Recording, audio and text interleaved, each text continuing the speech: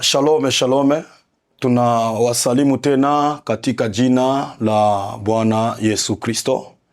Tunamshukuru Mungu tena kwa kutupatia neema na kutupatia tena muda kama vile na huyu kuwa ndani ya TV hii ya Ndio Gospel.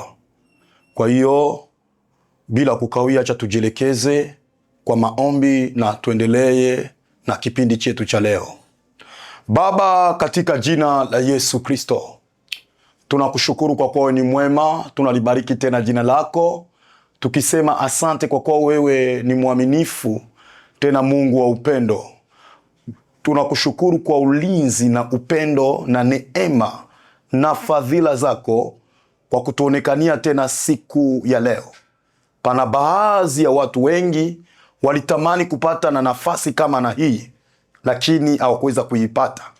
Sisi hatukupatia fedha, sio dhahabu tumeitoa kwako, lakini ni neema kubwa ambao umetutendea kwa siku ya leo.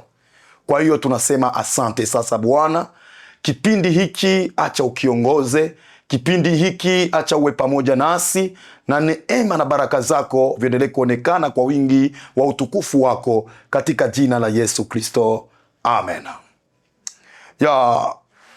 Shalome. Kwa hiyo tunafurahi tena kuwa pamoja nanyi kwa siku tena ya leo. Kwa hiyo tunaendelea pamoja na kipindi chetu cha uwezo wa neno la Mungu, na tuko tunafunza juu ya kichwa cha neno, maadui watatu wa mwanadamu. Tumezungumuza ya kwanza tukisema kwamba adui wa kwanza ni mwili ambaye tunaovala. Kwa maana baadhi ya watu wengi walikuwa wanajua kwamba maadui tuko nao ni hao watu ambao wametukosea, ama hawa watu ambao wamefanya mambo yenye hatukufurahia, kwetu tunawaona kama vile maadui. Lakini nimependa kuja kukwambia kwamba huyo sio adui, lakini pana ingine roho inayemtumia na kumfanya kuwa adui wako. Na nikapenda nikuambie kwamba adui yako mkubwa ambao uko nayo ni huyo mwili ambao unaovaa. Kwa maana ni mwili tunaopatia kila kitu chote, lakini bila kukudanganya ndugu yangu, huyu mwili ni adui mkubwa sana ambaye anatutenga kuyafanya mapenzi ya Mungu. Na tukaelewa kwamba pana adui wa pili ambaye si mwingine. Tukaelewa kwamba adui wa pili ni dunia. Na neno la Mungu lituambia, ukipenda dunia, kumpenda Baba hakuko ndani mwako.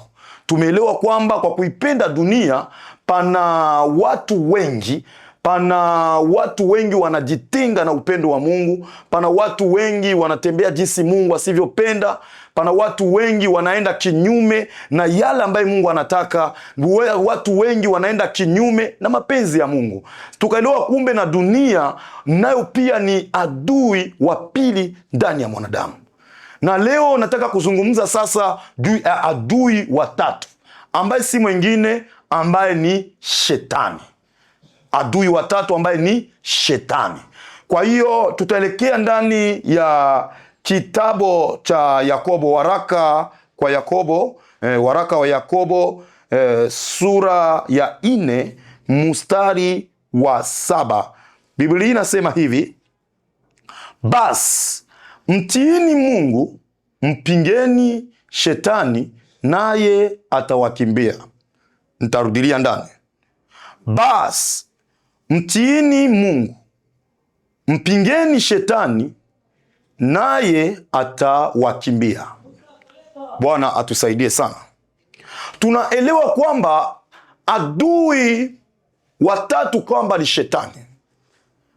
Na huyu adui watatu pana jinsi ya kumpinga na anatukimbia. Adui wa kwanza na wa pili viko rahisi kumpinga na unashimama na uwezo na mamlaka. Lakini kwa huyu adui wa tatu ambaye ni Shetani, ni adui ambaye hata umkemee saa hii, kwa ingine muda tena atajitokeza. Hata umkemee kwa hii muda, kwa ingine muda tena atajitokeza. Na nikaelewa watu leo wana ujasiri wa kumkemea shetani, lakini hawana roho ya utiifu ama hawana roho ya kusikia kile ambacho Mungu anasema. Na hapa ndio pako tatizo. Ndio maana Yakobo anasema kwanza kusema tupigane na shetani, tuanze kwanza kumtii Mungu. Kwa maana neno la Mungu nasema mtiini Mungu, afu mpingeni shetani, naye atawakimbia. Kwa hiyo kinachohitajika kwetu, neno la kwanza ni kusikia kile ambacho Mungu anachosema, afu ndio tunapata ujasiri wa kumpinga shetani, naye anatukimbia. Leo watu wana ujasiri wa kumkimbiza shetani, lakini hawako watiifu mbele za Mungu. Leo watu wanashimama kwa kumpinga shetani, lakini hawana roho ya kusikia kile ambacho Mungu anawaambia.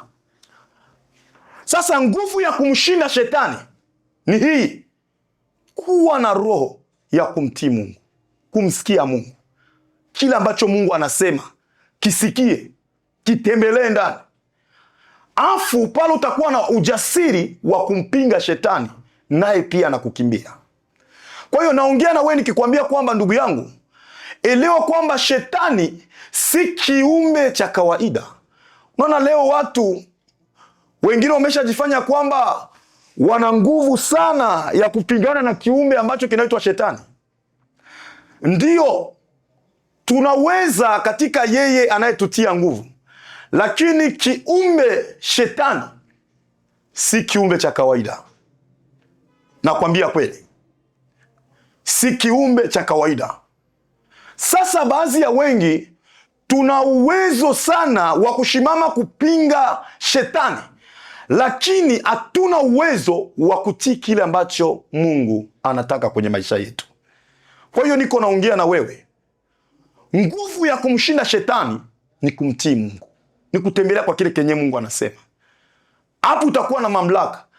Kila hewa, kila pepo haitakuwa na uwezo juu ya maisha yako. Tunaposoma kitabu cha Waefeso sura ya 6 mstari wa 10 mpaka kwa 12, nataka usikie vizuri. Anasema, hatimaye muzidi kuwa hodari katika Bwana na katika uwezo wa nguvu zake.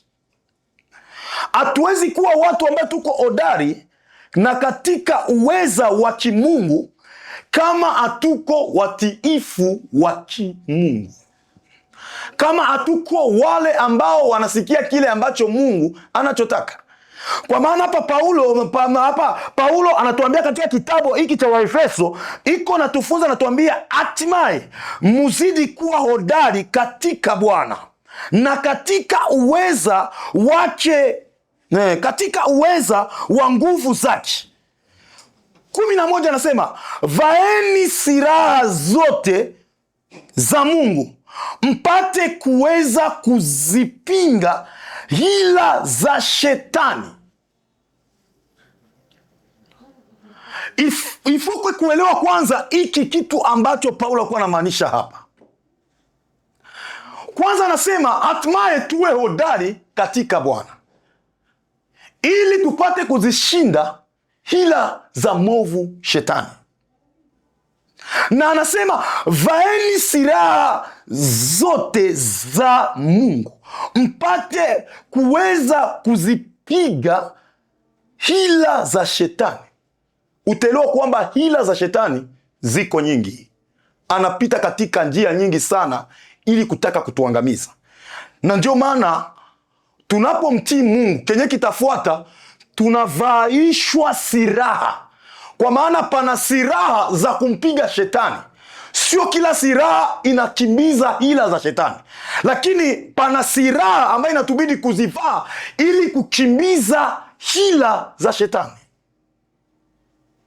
Ndio maana neno la Mungu linasema 12 nasema, kwa maana kushindana kwetu sisi si juu ya damu na nyama, bali ni juu ya falme na mamlaka, juu ya wakuu wa giza, hili juu ya majeshi ya pepo wabaya katika ulimwengu wa roho.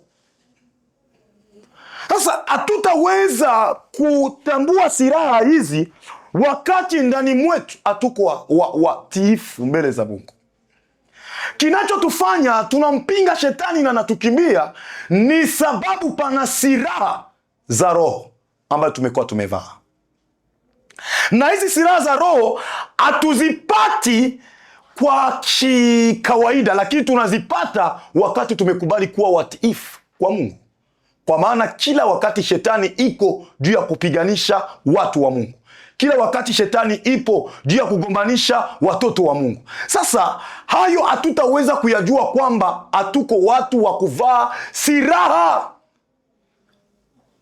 Ndio maana Paulo ametambua kujua kwamba kumshinda shetani inambidi mtu wa Mungu kuwa na silaha za kiroho. Na kutakia ndugu yangu, kusema umshinde huyu adui, kusema umkemee huyu adui, kuwa na silaha za kiroho. Zitafanya huyu adui kila wakati asiwe na uwezo ama mamlaka kwenye maisha yako. Zitafanya kila wakati huyu adui atakaposhimama kwenye maisha yako hata kushinda. Kwa maana ndani mwako pana roho ya utiifu, pana roho ya kusikia kile ambacho kenye Mungu anasema. Kwa hiyo ndugu yangu, elewa kwamba maadui hao ambao tuko nao ndio wanafanya watu ndani ya ulimwengu kutokumpendeza Mungu. Adui ambaye ni mwili, adui ambaye ni dunia, adui ambaye ni shetani, hawa ndio wanamfanya mwanadamu kutokutimiza mapenzi ya Mungu.